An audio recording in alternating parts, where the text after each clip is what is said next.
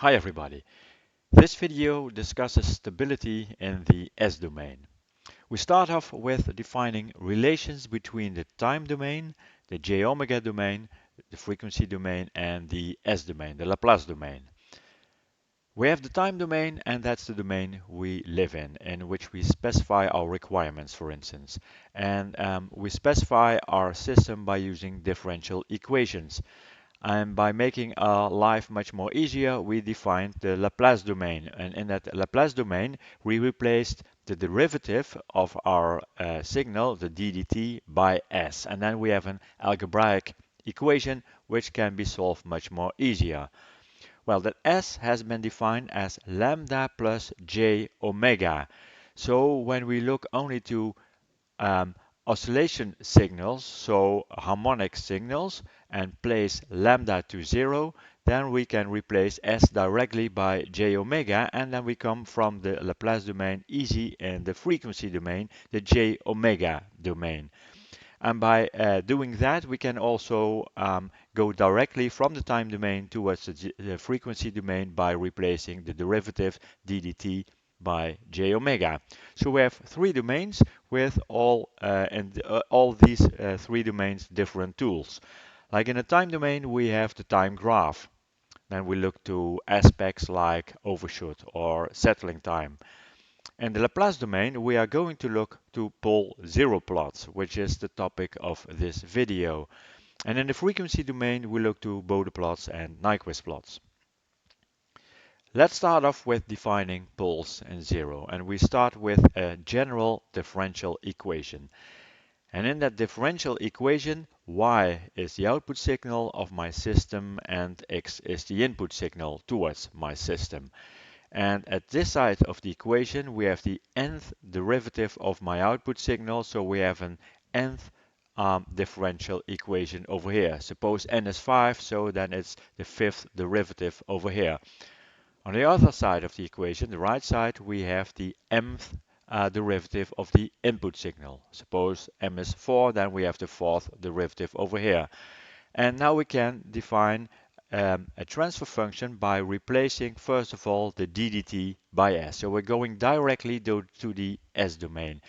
And then we get an times s to the power n, because ddt is replaced by s, etc., times y, which is the output signal in the s domain. And on the right side of the equation, we also replace ddt by s, and then we have bm times s to the power m, etc., etc., etc., times the Laplace transform of the input signal x. And now we can define the transfer function y over s, and we get y over s is this part divided by that part. So we have a transfer function within a numerator, polynomial to the order of m, in my example 4, and we have in the denominator a polynomial of the order n, in my example 5. So when we solve the equation of the numerator, we get m solutions, and when we solve the denominator, then we have n solutions by this n. We can write it also in another way. We can say, well, this is a constant value times a product of m outcomes of my numerator. This means it's a product term, so we have m products of s minus a constant value, and in the denominator we have a same expression which says that we have n products of s minus constant values. When we express the numerator and put that to 0, we get, as I said, m solutions. And the solutions of the numerator of my transfer function, we call them zeros. And we will use in a graphical way these zeros, where we'll express them by a 0. So the symbol for a 0 is a 0. When we put the denominator to 0, we will get the solutions of the denominator, and we will get poles. So in this example, we will get n poles. And the symbol of a pole in a graphical way will be a cross. And then of course we have the pole zero gain, the gain over here, kpz. Let's make life much more easier. Let's start with an example. Let's say we have a transfer function which is equal to 1 over s plus a. When we put an impulse as an input to that system, then the Laplace transform of that impulse is 1, so the output of my system, ys, is also equal to 1 over s plus a. So transferring it back to by using the inverse Laplace transform yields the impulse response, which is equal to y equals e to the power minus a times t. So that a is in that time domain expression over here in that exponent. Um, let's look to different situations of the values of a. Let's say a is a positive value, for example 3. Then we get ys is 1 over s plus 3. We can also say it's 1 over s minus 3.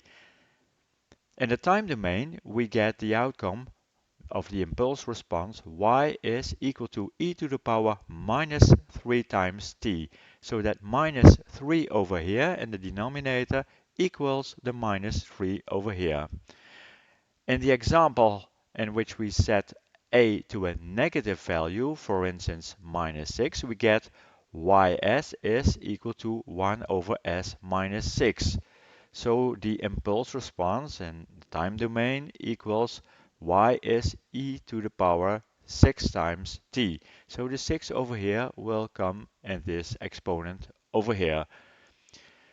So in general, we can also look to the poles. And the poles, as I said before, is the outcome of putting the denominator to 0. So we set s plus a to 0, which yields one pole. And in that situation, s is minus a. So we have one pole and the value of the pole is minus a. So in this example over here, we have an expression s plus 3 in the denominator. We put them to 0, put it to 0, and we get the pole in minus 3. So the pole value is the minus 3 over here. When we have this example over here, 1 over s minus 6 yields one pole. We set that to 0. We get one pole and s is 6. And that pole is in my time domain expression and the impulse response and the exponent over here. So in the impulse response it yields y is e to the power 6 times t. So the pole over here is placed in the time domain over here. Now let's look to the time domain expressions. When we have a signal over here, we see that we have a minus in the exponent. So when the time increases, this complete signal will get lower and lower, and it will in the end go to 0. So it will go to a constant static value, and we call that a stable signal. When we have a plus over here and the time increases, this complete part will increase and increase and increase and will never go to a constant value, but it will explode. So this is a non-stable signal. So what we see is that when we have a negative pole, it yields a stable signal, and when we have a positive pole, it yields an unstable signal. Now let's look to another example in which we have an exponential harmonic signal. When we look to the impulse response, so I put an impulse to my system and look to the response in the S-domain and transfer it back by using the inverse Laplace transformation, I get the impulse response which yields y equals e to the power minus 2 times t times the cosine of 3t. We can also calculate the poles of this equation by setting it again to 0. And then we get s plus 2 squared plus 9 is 0. So we get s plus 2 equals the square root of minus 9, and that equals plus or minus 3 times j. So it's a complex number over here. So I have s plus 2 equals plus 3j or s plus 2 equals minus 3 times j. So I have two poles. Pole 1 is in the position minus 2, that to the right side of the equation, minus 2 plus 3j, and the other pole is in minus 2, so to that side of the equation, minus 3j. So two poles, minus 2 plus 3j, and I have a pole in minus 2 minus 3j. And what you see again is that that minus 2 is in the exponent over here. So again, I have an exponential harmonic signal, and because this exponent is over here with a minus here, this part of the signal will always go to 0 when time increases. So the complete signal will become stable. And that minus 2 is the real part of these two poles. And the omega over here will be the omega of my imaginary part of the poles over here. We can look at it in a more general, also in a more general way by using the Euler notation of a complex number. The cosine of 3t is according to Euler equal to e to the power 3 times jt plus 3 e to the power minus 3 times j times t divided by 2. So when we multiply that by e to the power minus 2t, we get the exponential harmonic signal over here, and in the complex notation we get e to the power minus 2t times this complete expression. And we can work that out, and we get the pole over here, and we get the pole over here. So we get an expression with exponential numbers over here by using the Euler notation, and that yields the poles which we calculated also over here by setting the denominator of my transfer function to 0. So that is pole number 1, and that is pole number 2. Now in the general way, we are looking to an exponential harmonic signal, and that exponential harmonic signal consists of an exponential part over here and a harmonic part, an oscillating part over here, which is a cosine. According to Euler, we could write this as the real part of e to the power j times omega times t plus an angle phi. Because this is already a real number, we can also say it's the real part of this expression over here, the exponential part, times e to the power lambda plus j omega times t. And remember, this is the definition of my complex number s. So s equals lambda plus j times omega. So that's over here, and this part can be called the complex amplitude. But this is interesting because this equals the definition of my s, my Laplace transform number s. So we can now look to different situations in the time domain. Let's say we first of all look to situations in which omega is 0. When omega is 0, then we have the cosine of a constant number, so we have a constant over here, which could be any number. So we have a constant value times this e number, so times this exponential number over here. When this lambda is negative, then we have, for instance, this signal, and we have seen that this always yields a stable signal, because when time increases, this signal will get lower and lower to a constant value of 0. And the corresponding transfer function of that signal is 1 over s plus 2. And that yields a pole which is equal to s plus 2 is 0, so a pole in minus 2. So a pole, a negative pole, a pole with a real part, a lambda with it, which is negative, yields a stable signal over here. When also lambda is 0, well, then we get e to the power 0, which is also a constant value, so we get a constant value over here. Suppose that is 1, then we have a transfer function, corresponding transfer function, which is 1 over s. And of course, when lambda is positive, then we had an increasing signal over here. So for instance, lambda is 2, we get an increasing signal over here. And the corresponding transfer function is 1 over s minus 2. So the pole of this transfer function is equal to s minus 2 is 0, so it is equal to a pole of 2. So when we have a positive um, absolute value of my pole, so when I have a positive lambda, I have an increasing signal in the time domain, so I have an unstable signal. Well, when we do the same thing, but we set omega to a value which is higher than 0, then we have the harmonic part of my signal also taken into account. So I have an oscillating signal which is multiplied with that exponential signal. So in this case, for instance, we have a oscillating signal, a harmonic signal, which is damped out to 0, so it's stable. And again, when we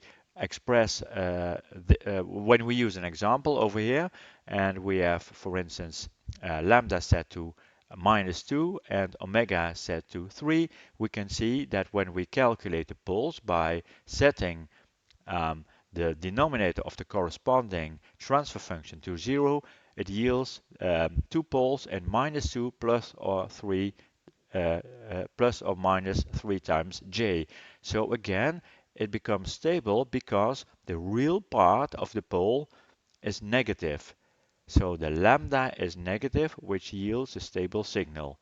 Well, in this situation, lambda is 0, so we have an oscillating signal, so a cosine, and in this situation, we have an exploding signal, an unstable signal, because of that lambda, which is positive, which again can be calculated by expressing the transfer function and setting the denominator to 0, which yields the poles over here. And you can see that the real part of the pole is 2, so it's the same 2 as in this exponential signal. So, conclusion of this complete story is that the real part of the pole should be negative in order to get a stable signal. So a stable signal coming out of a stable system is expressed by poles which have a negative real part, so a negative value of lambda. Well, we can also put that in a graphical way in the S-plane. And in the S-plane, we are going, of course, use the definition for S. So S is lambda plus j omega. And we put lambda on the horizontal axis and j times omega on the vertical axis. When we have done that, and when you have lambda defined as the damping and the omega as the radian oscillation frequency, you can see that poles which are on vertical lines have constant values for lambda, and of course poles which are on horizontal lines have constant omegas. So in this way, omega is constant. Now let's look to different situations in the S-plane. So remember, again, zeros are the solutions in a transfer function by putting the numerator to 0, and the zeros are expressed by a 0. And the poles are the solutions of the denominator, which is set to 0, and the poles are represented by the graphical symbol cross. And now we can, for instance, draw the S-plot of a transfer function which has been written over here. And this transfer function, it says that h is equal to s plus 1 times s plus 6 divided by s plus 8 squared multiplied with s squared plus 6 times s plus 6 times s plus 13. So now let's look how we can draw a pole zero plot from this transfer function. First of all, we are going to look to the zeros, which are the outcomes of the numerator. So we set the numerator to 0, and that yields two zeros.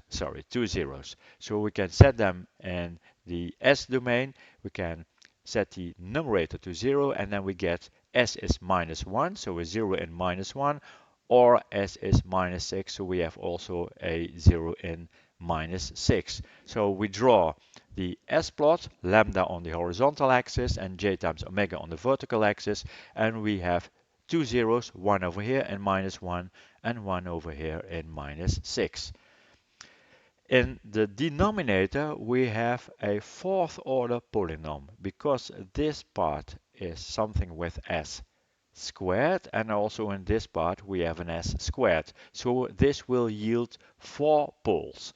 And first of all, this s plus 8 squared will yield 2 poles in s is minus 8. 2 times because there is a quadratic over here, so it's s plus 8 squared. So we have 2 poles in minus 8 over here. So we put them just beside each other to make clear that these are 2 poles. By setting this part of the denominator to 0, we can calculate the poles which are equal to minus 3 plus 2 times j and minus 3 minus 2 times j, which are in the complex plane over here. Minus 3 plus 2 times j and minus 3 minus 2 times j. So we have 4 poles, 1, 2, 3, 4, and we have 2 zeros. And of course, there is a constant value over here. You can't see it, but it's there. It's 1, so we write down kpz is 1.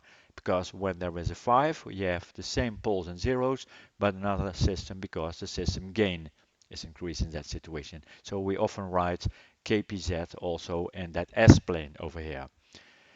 So now let's look to the stability aspect, conclusion of the complete story. When I have an S-plot over here with the lambda on the real axis and the j omega, or the omega, the imaginary part on the vertical axis, then we can look to different poles because different situations of the poles define if whether or not my signal will be stable or not. So whether or not my system will be stable or not. So when a pole is let's start with the definition of the left half plane of my system, which is the left side of the imaginary axis, and the right half plane or the right hand plot, which is the right side of the imaginary axis.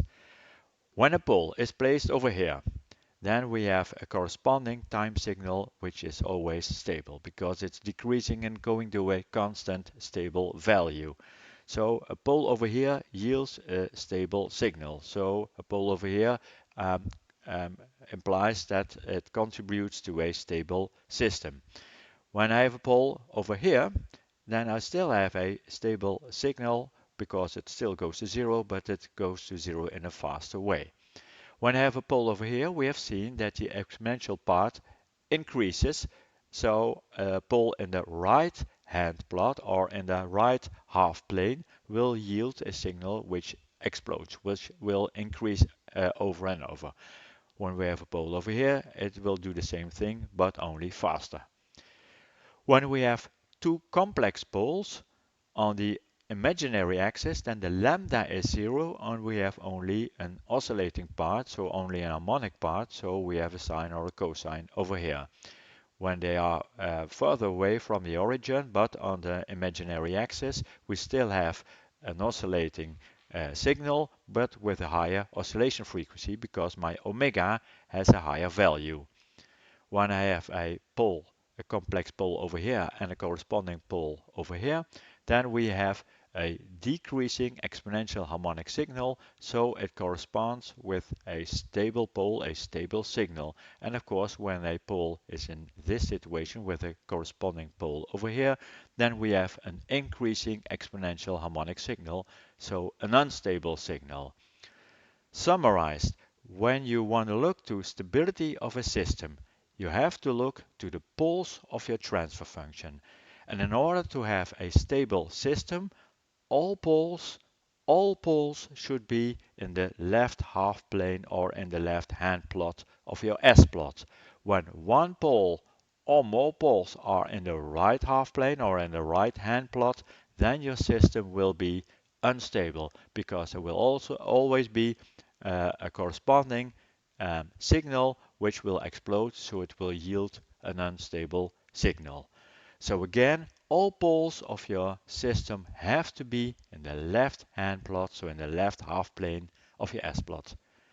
That's all about stability in the S domain. Thank you for watching.